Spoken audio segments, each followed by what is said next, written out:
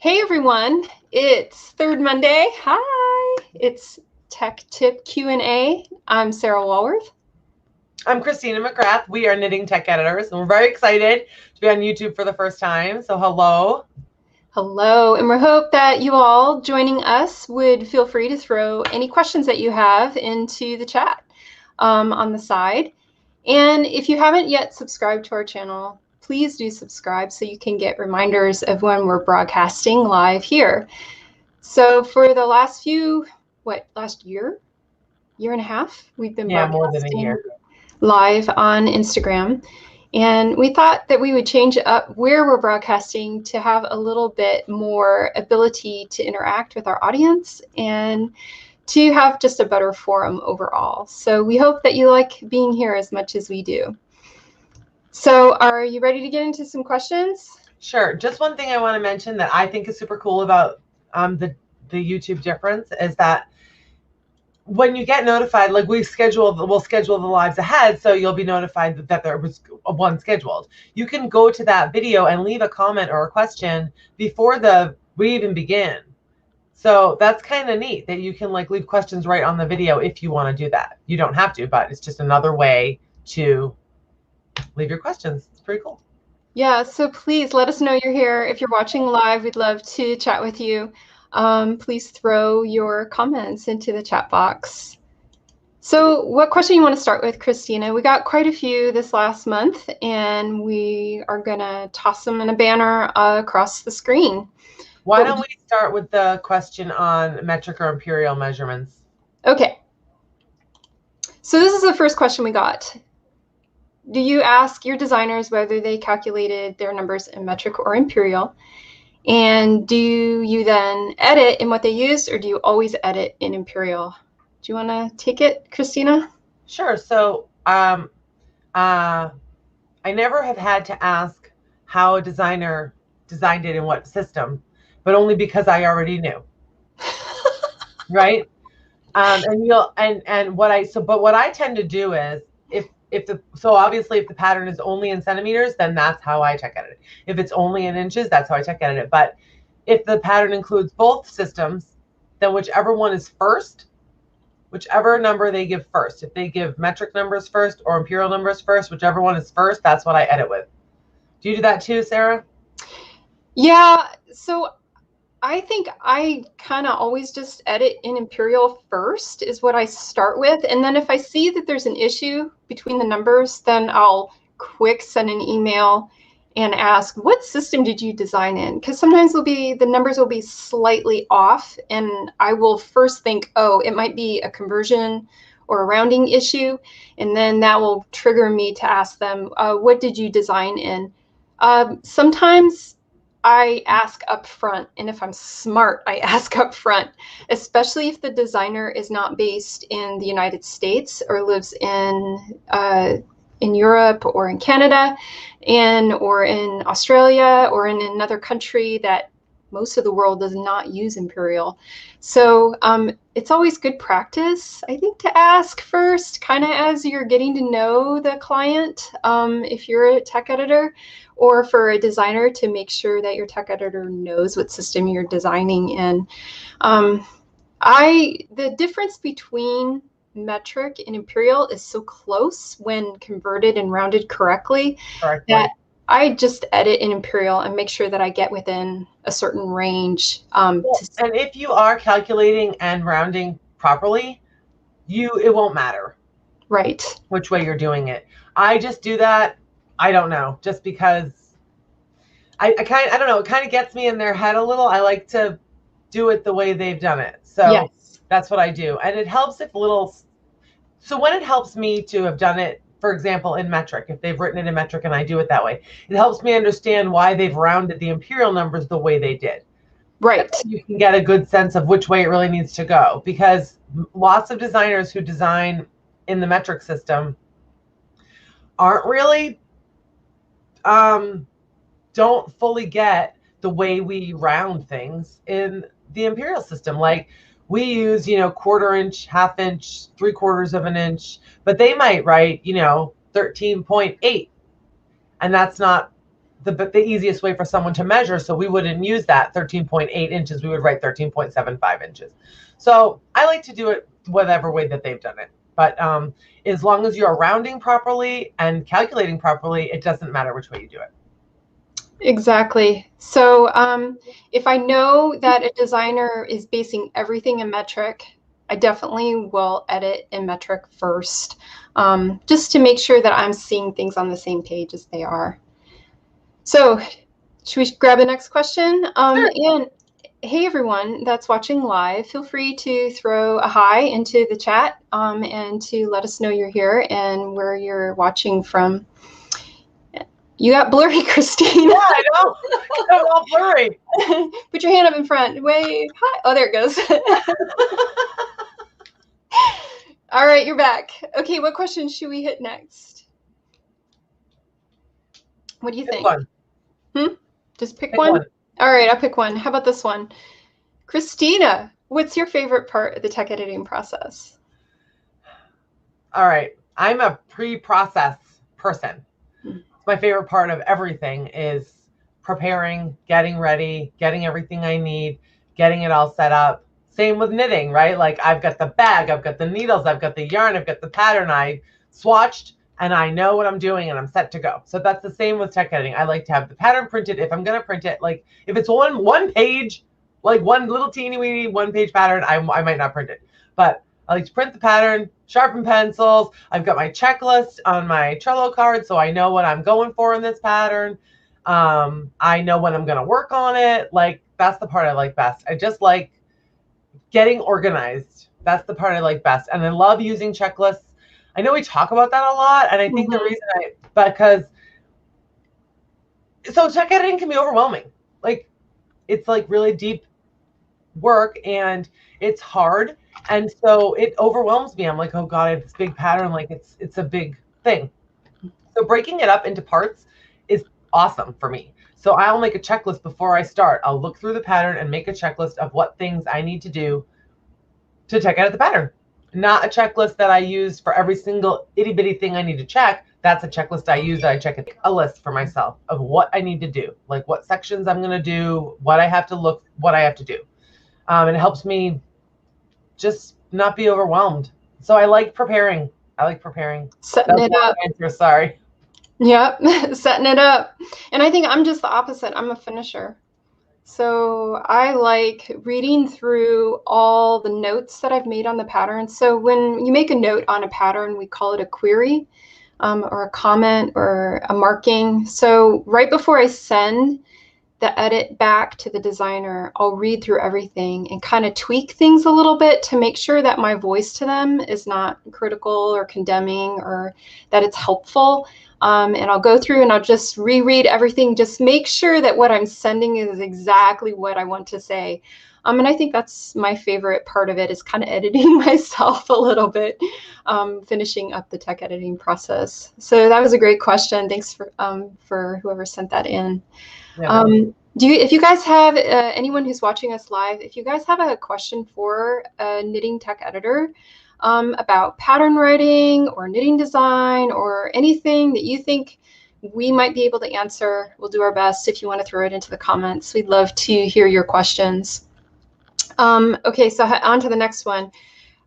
What is something you wish you had known when you first started tech editing? This is a hard one for me. What do you think, Christina? Do you want to start or you want me to? You go first. Oh, no! You go first.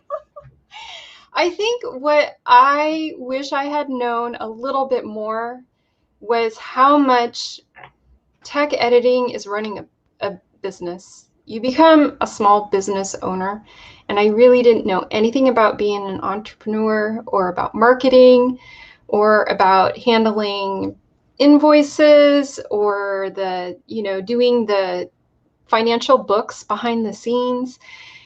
And I think I would have liked to have known how much of my time was going to be taken up doing that part of my business, not the actual tech editing part. The tech editing part is only a small fraction of the time that I spent in my business. So I think I wish I had had a little bit more experience or a little bit more information. But of course, I learned as I went and got really good at it. But I think that's probably where I I was. think I agree with you. Just because, like, I did study and learn about running a business, right? I did, but the whole organizational aspect and recording data and keeping track of things, I wish I had done from day one. Mm-hmm. Like, I would love to have. So what happens now is that I've got these multiple ways that I keep track of things in multiple places. And, I wish I had just known the best way to do it in the beginning and had done it the best way instead of over the years learning better ways. Because now I don't have, you know what I mean. I have my notebook, which has Right, everything from the first day. I got my right. notebook that has everything from the first day. But the ways I found on the computer and stuff to keep track of things better than my book, I wish I had done beforehand. So I think the only thing, oh, sorry, go ahead. no, I was going to say, so a lot of times you think, well, tech editing, learning how to be a tech editor is a lot of learning the nitty gritty of the technical aspects, or building spreadsheets, learning what to check in a pattern. But we've both really found that to have a successful tech editing business, you have to be smart in how you run your business too. It's like two sides of a coin. The outside part of it is you're taking care of your clients, and you're building relationships with them, and you're conducting your business in a way that's very professional, and that takes a little bit of practice. The other half of it is the actual work that you do. So I know we had we did an episode on this, didn't we? I think we Yeah. did. We'll put it down into the into the show notes below. We do have an episode where we talk a lot about running the business. Running the business, and I think the only other thing I would say that's sort of similar to this that I did, that because I'm terrible about it in my personal life, I didn't realize how important it would be in my work life, running my own business, is establishing boundaries and establishing rules and policies for how if things are going to go, and what people can expect from you and what you expect from other people, and how all those interactions work best. That was something that took me a long time to learn and figure out how important it was to have boundaries and policies in place. Because I just, I'll do, I'll do whatever. Yep. I didn't realize how important it is, and it's not just important for it's just so important. So yes, exactly. Can you explain why that's so important? I mean, it has to do with how you maintain that life and work boundary too. Because when you're working from home or you're working for yourself, then there has to be a break between the two in order to be able to function well in your business. Well, I also think it helps things be clear for everyone. Yes, exactly.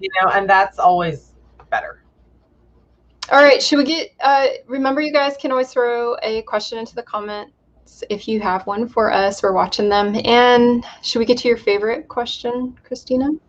Oh, the one about the unblocked gauge. Yes. What do you think? We head there?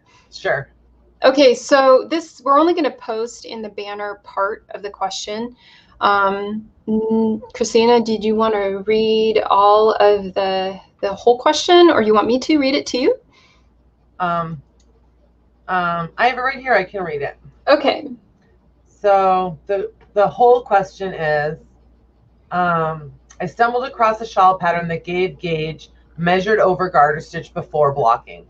Finishing instructions didn't mention blocking at all, and the pattern did also not list finished measurements for the shawl. And she says where she found it on Ravelry, and that Ravelry did have finished measurements for it.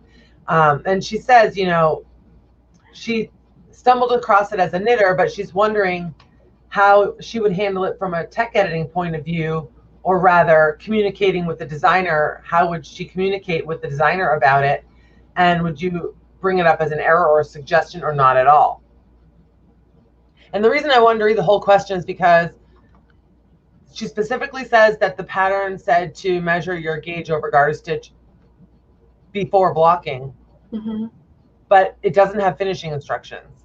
So it doesn't have any instructions to block the finished item. So I don't know if that's just the designer forgot to put finishing instructions, or if there aren't meant to be any. Like, there are patterns, because we know, and you may already, if you watch us or listen to us, you know that we really don't have a lot of use for unblocked gauge generally. Right. Because the gauge that's important is the blocked gauge, and the blocking needs to be done in your samples and swatches the same way it will be done in your finished item, so that your gauge will be true. So the blocked gauge is the one that matters. But in this particular question, I think it's interesting that it says before blocking, but there's no finishing instructions, because there are those projects that are not meant to be blocked. There are certain stitch patterns or just whatever the thing is that's not meant to be blocked. It's not meant to be washed. It's not meant to be manipulated in any way. And so if there is a pattern like that, and you can, as a tech editor to your designer, I would ask about it. I don't know that I wouldn't say it was an error right off, but I would ask, why do you want them to get gauge before blocking? And what are the finishing instructions for the garment, shawl? And then I would talk about why it's so important to have a finished blocked gauge if they're going to block the item. But if it's not intended to be blocked, there should be a note, because not every knitter is going to think that it's not supposed to be blocked. They're just going to think the finishing instructions got forgotten, right? Right, exactly. They're going to think there's something missing. Exactly. So if you have a pattern where it's not intended to be washed or blocked, put a note that says, like I just worked a pattern recently, a baby hat, and the pattern is not meant to be washed. And she has a note in the beginning that says how to determine fit, and that the hat's not going to be blocked, so that blah, blah, blah, blah, blah. And it's because it's like a coil. It makes this coil. And when you wash it, ask me how I know, it goes whoop, and your pretty coil is stretched out and gone. Like, there are some things that are not intended to be washed. So interesting. That was interesting to me, that because it's, what is with the blurriness? But yeah. But generally, you do want to, I would definitely ask, why do you want them to get gauge before blocking? And why are there no finishing instructions? And those answers might make it perfect, or you might need to talk about why the blocked gauge is important, and you might need to have them put in finishing instructions. It depends on what their answers are. So as a tech editor, to answer this question, we always query whenever there's something that just kind of goes, wait, what? Mm-hmm. We always give a little bit of a comment, or like, is this what you intend? Is there something missing? What's the issue here? Or, hey, if this is the problem, if you give this to the knitter, then this will be the reaction. So absolutely, you can always query if you're not sure. This is part of your communication with the designer. Well, and it's very important, because you have to remember, and you can think for your own self, like, even if you're writing your grocery list, you're not going to write the exact kind of butter you buy, because you know what you buy. You're just going to write butter. But right? So a designer designing a pattern knows exactly why they wrote that about the blocking, and knows exactly how they're going to finish it. So you don't always think to include everything. Right. And that's why it's so important to ask questions like that come up, because they're not maybe leaving anything out on purpose. Right. They just know what they mean. Right. So they don't think to spell it out or explain it more than they've already done. All right. But the knitter's not going to know. Yeah, and that's the key, is to look at things from the knitter's perspective. Is the knitter need a note to know that, hey, this is not going to get blocked. Mm-hmm. So, all right, let's move on to the next question. All right, is it possible, does it make sense for a tech editor to edit patterns in a language that is not my mother tongue without having a background in language or translation from a professional standpoint? And the additional part of this question was, would that tech editor rather look for designers who publish in their mother tongue? This question was submitted to us because the designer is from a country where there's not a lot of patterns being produced in their mother tongue. So they are branching out to possibly tech edit in other languages in order to have a bigger client base. So I have my opinions on this, but I don't know that my opinions are worth a lot, because I don't do translation work. And it is not something that I have personal experience in. And I know, Christina, you don't either, correct? No. So we're going to give you our opinion, but it really would be good if you could seek out someone who maybe works in multiple languages to find out their opinion too. Ask around definitely within the colleagues in our industry to find out what other people are doing, and how they got their start or how they got good at what they do. We do have colleagues in our industry who edit in multiple languages. I can think of one in particular that edits in like 6 languages. Right. You are not required to have it. This goes with everything related to tech editing too. You do not have to have certifications, translation degrees, professional quote unquote experience in order to do your job well in tech editing. And I personally don't think you have to have it in order to do translation of knitting patterns, or to edit, sorry, not translation, but to edit knitting patterns in another language.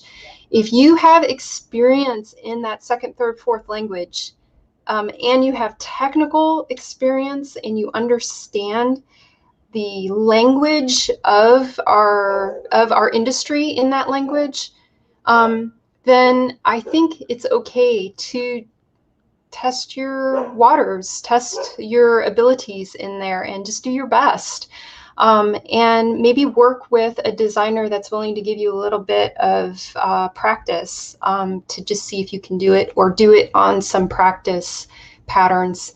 In other words, you have to make that decision for yourself, and also get some colleagues' input from people who are actually working in the language that you want to work in. Maybe even ask for some mentoring in that language that you want to work in. I think it's totally cool and fun, and I think you should pursue it. So don't take our word for it. Go get some other advice from people who are actually working in the language that you want to work in. Yeah, because we do have colleagues who tech edit in many languages, and it's good. It just depends on your comfort level with that language. Like, if you know it very well, you know, it might not be like something you can't do or shouldn't do. Right. And knitting patterns themselves are kind of different than just knowing that language. Right. You know, there's a lot of terms and a lot of things that are used in knitting patterns that aren't really used anywhere else. Exactly. You know, so it's not just knowing another language, it's knowing knitting terms in another language and being familiar with knitting patterns. And if you're familiar with knitting patterns, even if it's your mother tongue, you still have to be familiar with knitting patterns. Exactly. You still got to be familiar with the technical aspect of everything that you're editing, and what is the possibility for errors. Right. So that's going to be the same with any language that you want to edit in. You know, you need to be comfortable with that language, of course, but you also need to be comfortable with knitting patterns in that language. Yes. So, you know, that's another place where you can study those patterns. Right. Study patterns in those languages and get to know how things are said, how things are phrased, how things are done. Just like you would research or study to learn anything you want to tech edit. And to Sarah's great point, to talk to other people who do this, because there are a lot of tech editors who do it well, and they're out there to talk to. Exactly. Get their experiences and hear the things that tripped them up and the things that helped them, and that's what I would say. And I think you could tech edit in a language that's not your mother tongue very easily and do a good job. Translation may be a little bit trickier. So you would definitely need to get some more advice from people who are doing it in our industry, before you pursue doing any kind of translation work, because I think that's a little bit more specific. We got a question in the comments. Let me throw it up here. Anne asks, what's the best tip for staying organized and managing multiple projects for multiple clients? Oh, Sarah, this is a question. Sarah is like a tech editor manager. She manages projects, so she's the one to ask. I use Trello. I think that's probably that's what I use. I don't know of another answer for this. Trello is, let me see if I can find a good link and I'll throw it into the chat. Trello.com is a software that allows you to organize all of your work visually into kind of like a bulletin board. And that's what I use. I'll throw it into the chat there.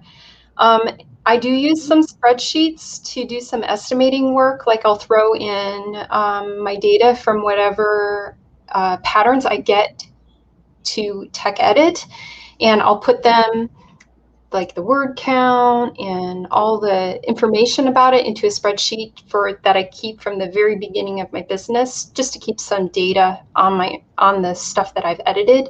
But as far as project management, Trello is the only thing I use. I don't have another solution. It's just my favorite way of organizing the information that comes across my desk. The really cool part about Trello is when you get an email from a designer, you can organize your Trello board so that it automatically goes to that card that you've designed for that designer.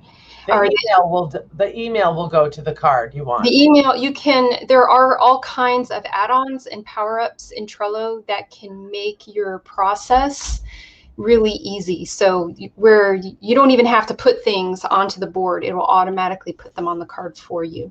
So you can look into it. So I'm glad to help. I will just say about Trello, if you just like go to Trello and you're looking at it and trying to figure out how you would best use it, you're going to think it's stupid. You're like, I don't get how this is helpful. This is not useful. Seriously, do some reading about it, looking at it, look at all their functions and features. And like when you see how much it can do and how helpful it can be, like it blew my mind. I mean, I love Trello. Mm-hmm. I totally recommend it. There's so many good features and so many ways to stay organized. It's great. And you can track projects. You can move things along. Mm-hmm. It's great. All right. So do you guys have any other questions for us? Please throw them into the chat. We'd love to hear what you have to ask us. Let's see if we have, I think we covered everything, all the questions that we got before we started. Do you see any other questions? Well, Anita asked a question. She says, does one ever need to write the pattern with both measures? I'm not exactly sure what she means, unless she means... Does one ever need to write the pattern with both measures? Anita, can you throw, if you're still here, clarify a little bit for us. Do you need to write patterns in both measurement systems? Metric and imperial? I'm figuring that's what she means.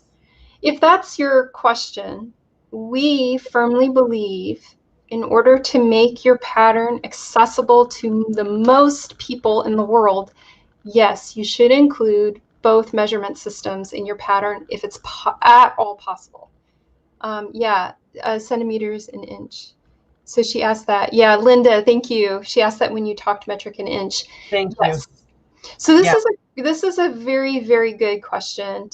Christina, do you have anything more to say on it? I mean, you don't need to do anything, right? It's your pattern. You don't need to do anything, but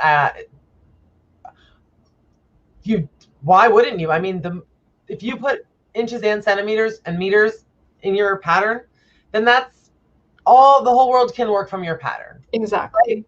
Right? And so same reason that we like offering charts, we like offering written instructions.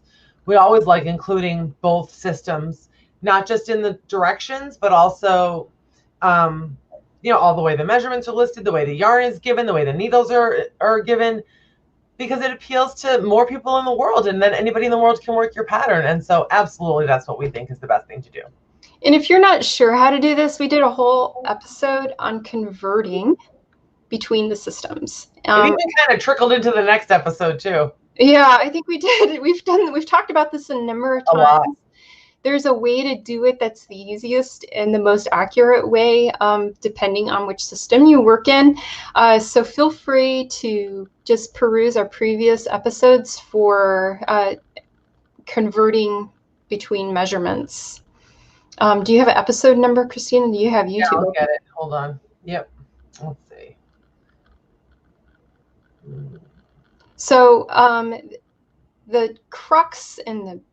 It's episode 14, measurement conversions. Yeah, episode number 14. And the long story short, include the best information that you can for all the people that you want to reach and to give them the most success. That's kind of like the basis of everything that we talk about. Everything. I mean, consider, like, who are you designing patterns for? Yeah, who's your audience? Designing patterns for. If you're designing patterns, that's what you need to think about when you ask all these questions about your patterns, is who are you designing for? Who is your audience? And who do you want to be able to use it easily and access it? And, and everybody, we just personally, like, everybody deserves access. That's what we think. So. Okay, Anne's got another question. Let me throw it up here. How many hours a week do you both devote to tech editing? Devotion is seriously, like Sarah said, there's a lot of it that's not actual editing. Right. There's a lot of work that we do that's just running your business and not editing. So I think actual editing, not as much as you might think. Yeah, actual like billable hours. And when I am working, like where I have a pattern a day, and usually that's how I plan my time, because for me, this is supposed to be a part-time job. Well, I have other tasks related to running my household and homeschooling my children. So if I do one pattern every day of the week, it usually ends up being about 20 hours billable, between 15 and 20. 20 is a heavy, heavy, hard week. I never do 20 hours a week ever. So here's the thing. Tech editing is very brain intensive. I can edit for maybe 3.5, tops 4 hours a day, and then my brain just like stops. It just can't do anymore. Tech editing is very intense because we're looking at every number, every letter. We're cross-checking. We're thinking about what could go, what could be an issue here, what might be an error. And it is so brain intensive and attention intensive that it's very hard to do it for more than 4 hours a day. And you have to get in it. You do. You have to be in it. You can't be distracted or. Right. It takes a really like a curated focus. I put on certain music when I work, and I close my door. I turn off my phone. It is a particular kind of focus, and then I can only do it for about an hour, and that I have to take a break. I take lots of breaks. I take tons of breaks. So, well, tech editing is you can't do it for 40 hours a week. Is pretty. I can't. I don't even do 20. I probably do, because every week is different, because it depends on what patterns I have that week. Some patterns take longer than other patterns. Yes. So I probably bill like 10 to 15 hours a week. Yeah. I don't do 20 a week. Sorry. Well, no, what we were going to say is, so if you're interested in making this a job for yourself, that you can leave a full-time job, we found, talking to a lot of our other colleagues, that they couple it with other tasks that they can earn money at. So whether they do graphic design or translation or do other things in the industry. Knitting patterns. Right, yeah, knitting patterns, ghostwriting, grading, things that they can couple with their tech editing skills to fill out their business time that they can do for billable hours. But I personally don't know any of our colleagues that can edit for 8 hours a day, 5 days a week. I don't know anyone that can do that. Well, and grading is also the same sort of intensive thing. I don't know that, that you'd want to do grading and tech editing 20 hours a week. Right. So if you need this kind of business to be more than just a part-time job, then you will have to diversify your income somehow. That's just my opinion, and I think that's good advice, because honestly, if you do too much of it, you're going to be burnt out. Yeah, I got burnout. You're going to have serious burnout. It's a real thing. Tech editing burnout is a real thing. Yep. And the best way to not get burnt out, or if you do get burnt out, how you can step back and say, okay, but this is what I want. How can I still make it work? you know, it might include less working hours and maybe finding other things to fill the space that you're not working. Right. That's not so brain remember intensive.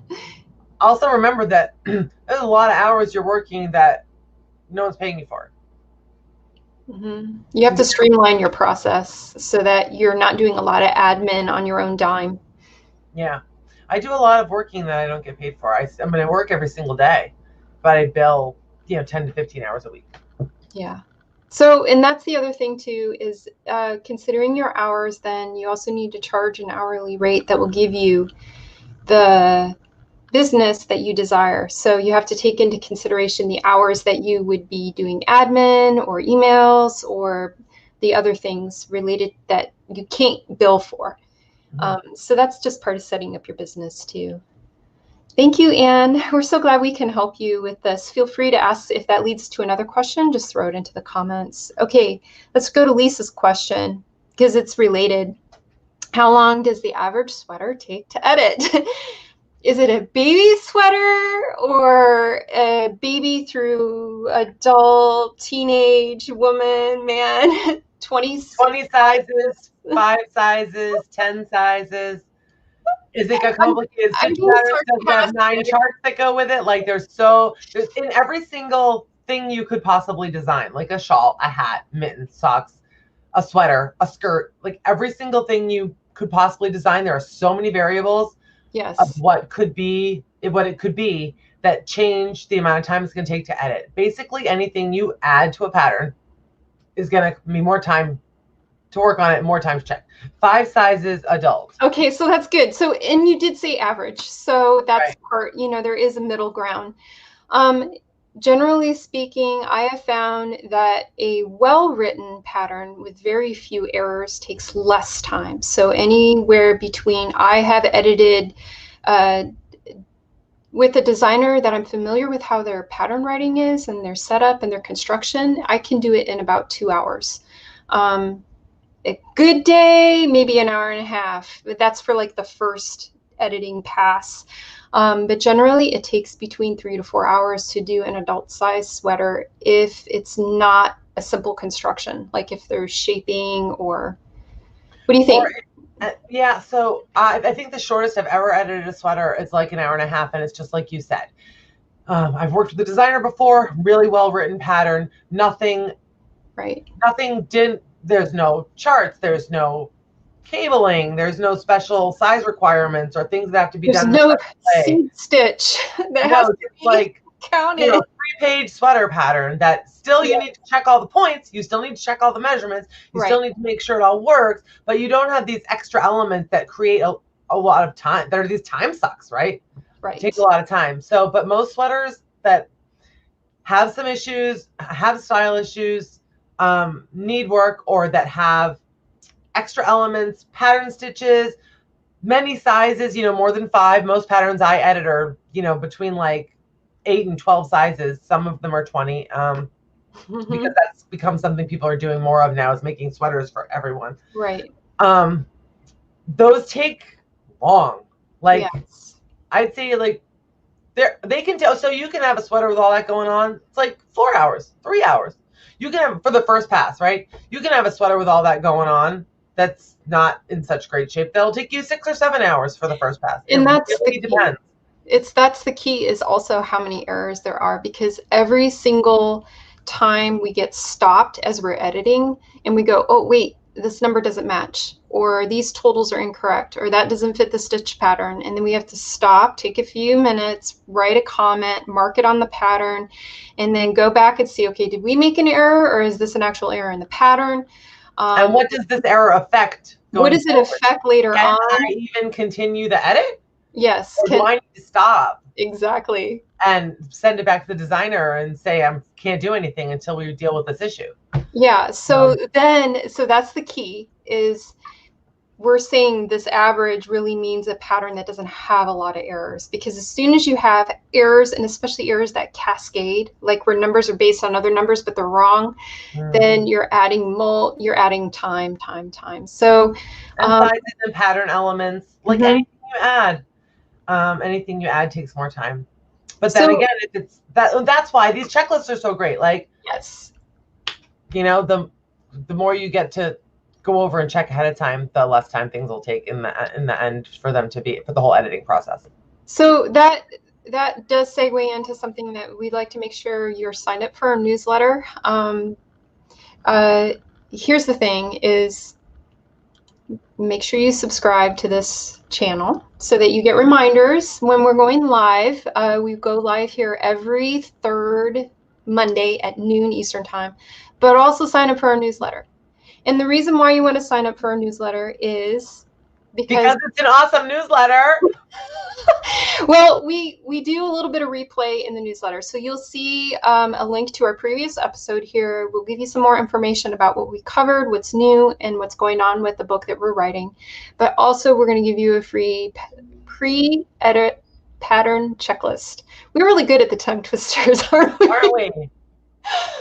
So seriously. We put together this checklist for knitwear designers because these were the things that we felt designers could do in their own pattern to reduce the editing time. And we have found ourselves that it would be incredibly useful. If we were designing, we would want to go through all these things before we send it to the editor. The fewer errors there are in your pattern before it goes to the editor, the less editing time it takes, the less it costs you, and also just the better, smoother the process with your editor. So, and that's what we really want for all of you designers, is to have the best experience possible with your editor and have the least amount of hassle. Yeah. So I hope that answers your question, Lisa. We really didn't answer your question that great. We basically gave you a giant range, like, oh, it can be 1 hour to 7 or 8.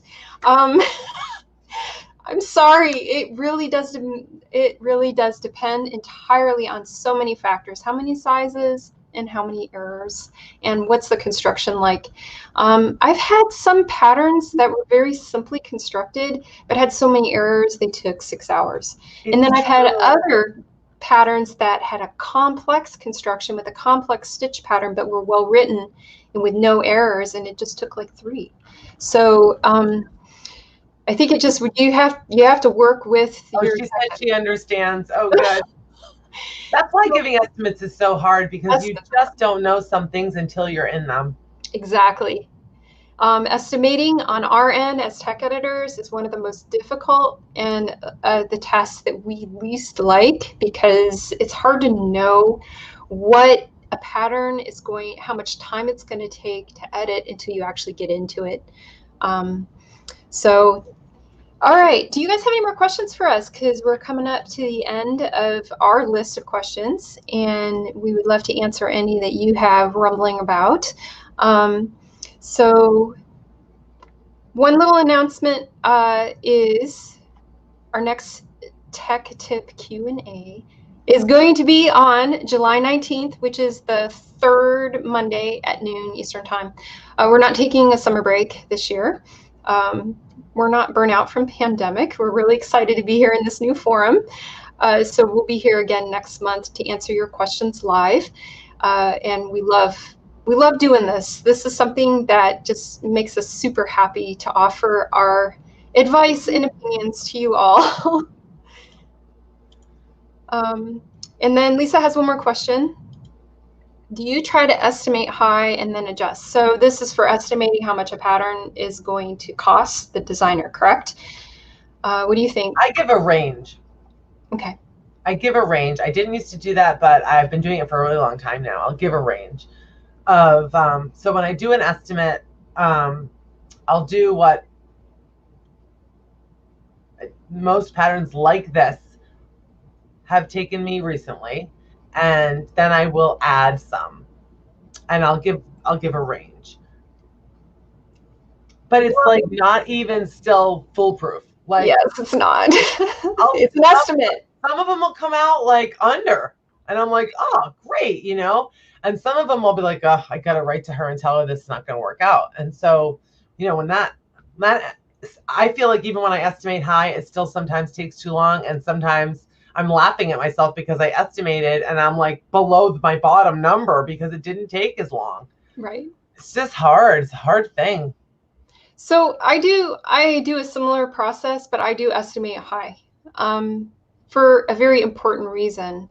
It's easier for me to communicate to a designer. It's much happier to say, oh, this took less time than I planned, so your bill's going to be less, than to have to constantly come back to them and say, oh, I need another hour. Oh, I need another 2 hours. I need, Yeah, can you and that doesn't approve, happen to me that often because that's can you also a approve very time? uncomfortable thing. She's totally right. That's so uncomfortable.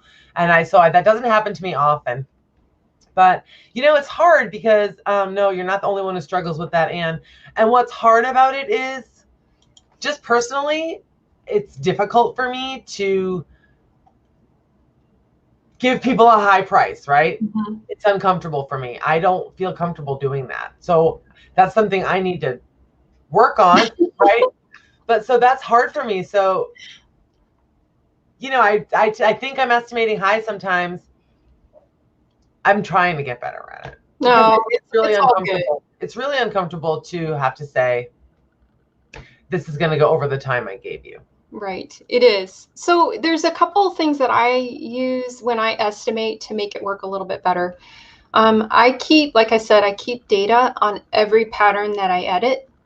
So if I have a client that comes to me multiple times, I know already how many hours I'd spend on average for their pattern. And it's really true that some clients just take longer. It just takes longer to edit their patterns. It's just, so I keep information on the clients and I can know, okay, well, it's going to take, their sweater patterns generally take about this amount of time. So that helps me to estimate a little bit better for that particular client. If it's a brand new client, it's really helpful for me, like Christina said, to give them a range and then make sure that every pass, when I send them an email with an edit, I say, this pass took me 1.5 hours. Right. Okay, now we're at the second pass. This pass took me half an hour to double check. Oh, this proof took me 15 minutes, so that they're not surprised when they get the invoice. They've already gotten a running total on how much time I have spent. And so remember that an estimate is just an estimate, and it should be in your agreement with them that, hey, this is just an estimate. This is not the final invoice. And that they understand that and you understand that. And then just give them the information every time you send Right. a version back and that's correction. important to remember, that this estimate you're giving is not just for the first run through. Your estimate needs to cover successive versions or back and forth that you have to do. It doesn't just mean the first pass. Right. So you have to anticipate a little bit what kind of issues you're going to come up upon. And yes, Anita asks, do we see the pattern before we edit it? I mean, estimate before we estimate. Right. You read it. Absolutely. Right. I'm never going to give someone an estimate for something I haven't seen. No. But the reason estimating is difficult, even with seeing the pattern, is because there are some things you can garner from just like reading it and going over it. You can say, wow, I think that's going to be an issue, or, oh, yes, I can already see some style problems here.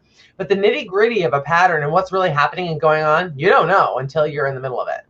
Yeah. So, but definitely would not estimate sight unseen. No way. No, I always ask to see a copy of the pattern. And if the designer's kind of wary about giving me a copy of the pattern, I make sure that they know that I'm not sharing this with anyone. Right. That we're holding it in confidence, and that it is confidential with us if there's something that they're concerned about it. Lisa asks, how do you track your time? Do you use a timer of some sort? How do you do your time, Christina? I use Trello, and the timer is right on the pattern card. It's awesome. Okay, everything is right there. I love it. So there is an add-on called Plus in Trello that you can actually just click on the card and it'll start the timer, and then I click it when I'm taking a break or when I get interrupted. Trello has the timer and there's also a place on the Plus add-on on Trello on the card for you to put an estimate, so you can see. Like, I love relationships with time. We were talking about that, like, better than just a digital clock. I like seeing, So you can see how far you are from your estimate. I like having the estimates on the card a lot because I know what I'm sort of what their expectations are. But yeah, the timers on the cards are great. That's how I do it. I didn't used to, but ever since I started using Trello, it's the best. It's the best. So for a long time, I just use my phone. Just click a timer. The other thing I did before I had Trello was I just used. I have a little cube timer that will allow me to keep track. Or I had I had like a time card app on my phone that I used. So but this is way better. Before I had Trello, I would actually write down how much time each section took on the pattern itself because I print the pattern when I edit. I do that if I'm away from my computer. I will write down when I start and write down when I finish. Exactly. And the reason why is that also gives me a written record. Now that I have Trello, I can do all that on my card itself. I just click it and write out the first section. I'll put in a comment on the time that this is the first pair. The yoke took 30 minutes to check. So Mornitz has a question. How many clients do you usually take on at once? Does it depend on pattern complexity? That's a great question. I'm not sure what you mean by at once. Yeah. When I am tech editing as my quote unquote full time for my work hours that I have available during the week, I make a slot every work day for a pattern.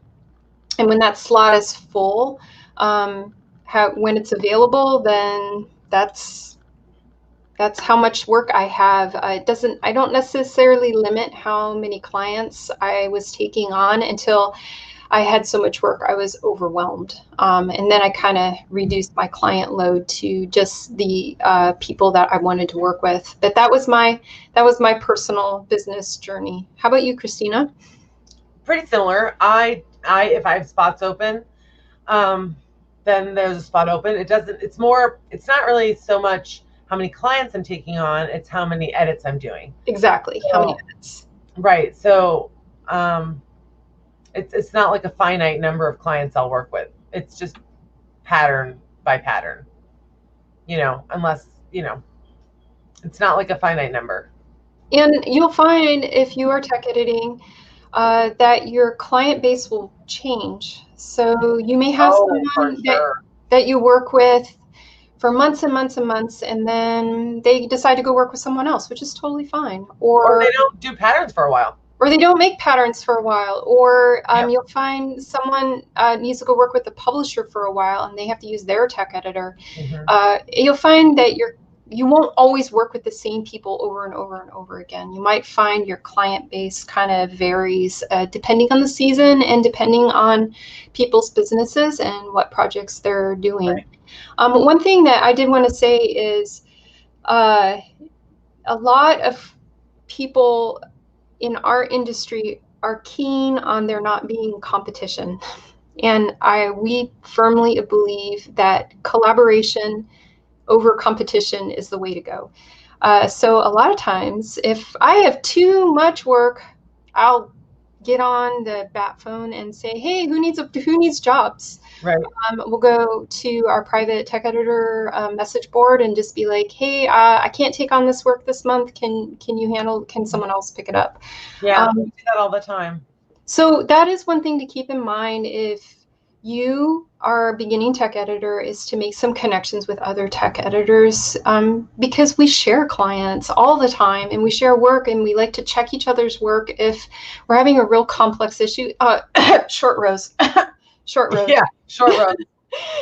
If we're having like some trouble figuring out the math for something, then we connect with each other, other tech editors, to help each other out.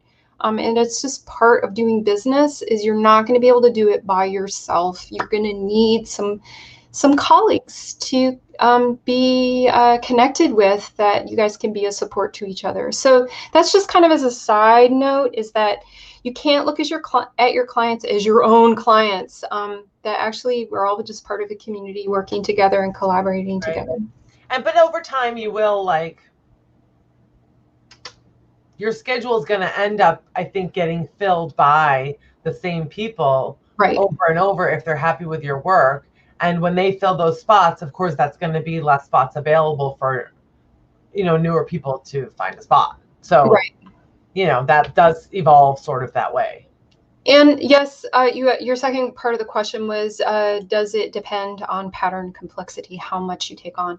Absolutely. So if I get a pattern in my inbox that is 15 pages and 20 sizes, I will not schedule one editing slot for it in my week. It will get 2 or 3 because I'll know that I'll need a sleep halfway through my work to come back and recheck my work and make sure that I got everything. So yes, it definitely depends on pattern complexity as to how much work I can take on. If I have a very complex pattern, it will eat up most of my work time for that week. And if I know about something like that ahead of time, that's going to be sent, I will instruct them how, like, book 2 slots. Yes. Or if it's a bigger project, like, we'll just take the week, right? Yeah. Or for something I don't know about, if I'll get the scheduled event, and I might reach out to them and say, geez, this sounds like there's a lot going on here. We might need to schedule 2 spots for it.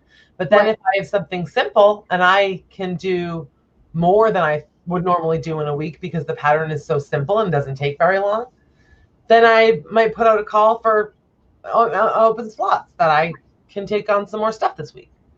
Exactly. So I guess it does depend on pattern complexity a little bit. So Anne put in a tip that we'll go ahead and share here. We were talking about timing in Excel. Control, Shift, semicolon. We'll put the current time in a cell. It works great. I'm going to try Trello though.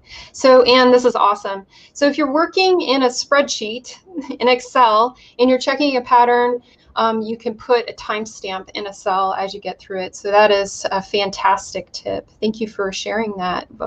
Love you guys. You guys I know. Anne says, I had a 30-page pattern full of charts that literally took weeks. And we have been there. We have been there.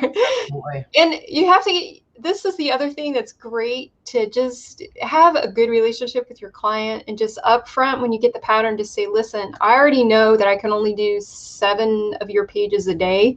So I know already this is going to take me a full week of work. So you can't expect it back quickly.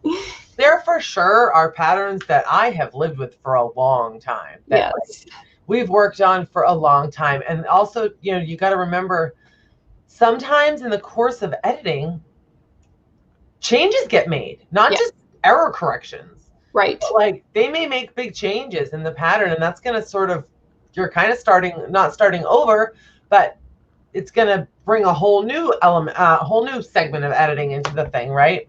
No, I've definitely lived with some patterns. Especially if they change gauge. If they change gauge, And that is why it's so great.